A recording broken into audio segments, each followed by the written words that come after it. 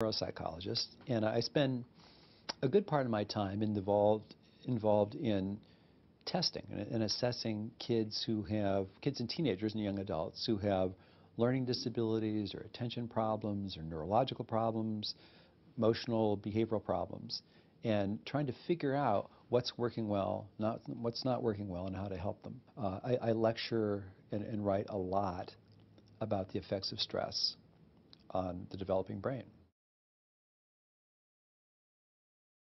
I think there's a lot of interest in this idea that the adolescent brain is very underdeveloped. It's very unlike an adult brain.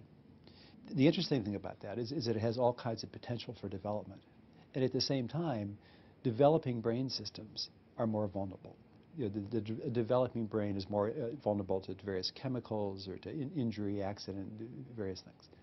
And so there's all these things in modern life that have a terrible effect on the developing brain, including drugs and alcohol in adolescents, including the chronic sleep deprivation that we see in teenagers, including the chronic stress that we see affecting both kids in elite schools who want to be top students and go to elite college, and kids the poorest and most poverty-stricken schools, where kids' stress levels are 3 times what they are in the general population.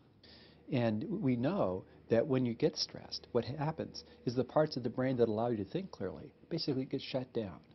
Because in a real emergency, if you're being attacked, you don't want to stop and think. If you overthink, that's dangerous. So nature's programmed us so that when we start to feel stressed, which means that we start to feel threatened, or we start to feel that we could be embarrassed or hurt, or we're behind on something, we're worried about something, when we start to feel stressed, we're supposed to respond instinctively, which means that we can't think clearly. We can't organize our thinking. We can't put things in perspective. And so it's a very dangerous situation for kids and teenagers to be trying to learn and trying to develop, to sculpt brains that work well, that can see things in perspective, that have a big picture on life, that have a positive attitude, that can be optimistic if they're stressed and tired all the time, because the brain doesn't work that way. In my experience, transcendental meditation is really good for the developing brain. I talk about transcendental meditation because in my experience that teenagers can do it very easily, and when they do it in just 10 minutes twice a day, what they experience is that they actually have a center, they have a core of peacefulness and happiness inside them that they can access. And the more they do it, the more they find that they're less reactive to stress. When they do get stressed, it goes away faster. They generally sleep better, they find it easier to eat and get through life. And these kids simply need antidotes to these tremendous stressors, including the drugs and alcohol and sleep deprivation. Like everybody else, I'm also really concerned about this epidemic of obesity and type 2 diabetes in kids, and including quite young kids now. And that in trying to think about these problems, that people over the years have focused on diet and exercise. So for children, that means nutritional education and hopefully some kind of exercise. And yet, despite this big emphasis on diet and exercise, people just keep getting fatter and fatter, including younger and younger kids. And the current thinking is that a lot of this may be related to the fact that they're just so tired.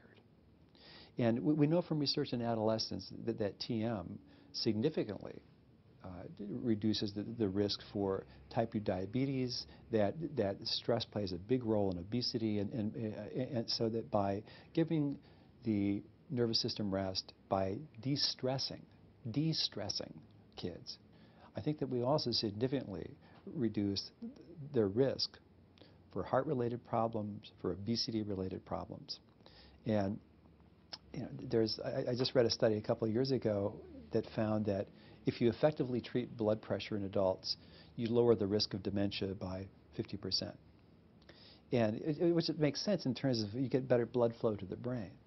And there's good evidence that transcendental meditation, by providing a tool for systematically de-stressing, allows the heart to work better And if the heart works better, the brain works better.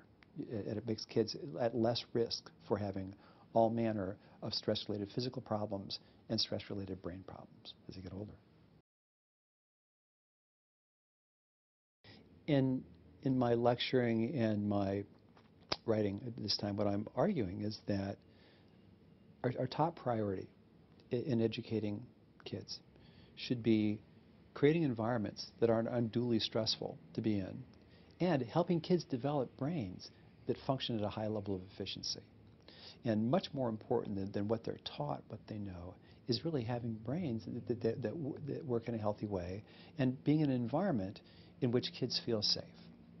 And I think that if we think about what are the real dangers of as kids get older, particularly as they grow into adolescence, what are the real dangers? And there are things like kids making bad decisions, kids losing motivation, kids getting depressed, kids developing eating disorders or self-injury, really worrisome things, kids abusing drugs or alcohol. All these things are highly related to stress. And if we see transcendental meditation correctly as a beautiful tool and a very easy tool to use for normalizing the stress response, providing deeper rest, all these things get better. Kids who are less stressed are significantly less likely to get depressed. They're significantly less likely to use drugs or alcohol, to cut themselves, to burn themselves, all the other things that we worry as kids get older can go wrong. And my feeling is that there's nothing more important than helping kids develop nervous systems that work well, that can learn well, and that feel good.